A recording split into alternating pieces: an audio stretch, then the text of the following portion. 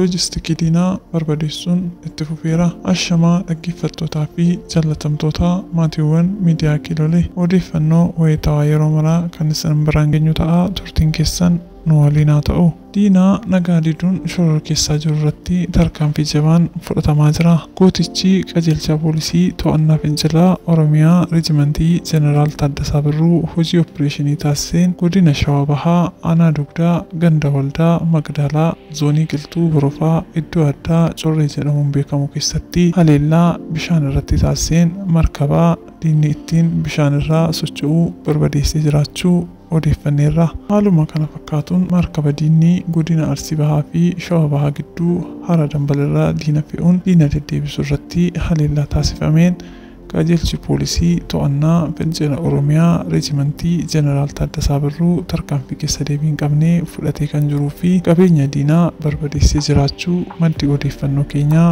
nuuf gabaaseera. Diina tarkaanfiin galaanaa irratti fudhatamee barbadeessuun mataa diinaa lafa laalchisuun olaantummaan seeraa kan mirkaneessee fi ergaa ajajaan Reejimentii Jeneraal Taaddasaa Birruu Inispeektar Olaanoo Dagaagoo Tafarraa dabarsaniin hanga dhumaatti bakka diinni seenuun tarkaanfii keessa deebii hin qabne diina irratti fudhachuun nageenya amansiisaa fi itti fufinsa qabu fidaa jiraachuu beekameera.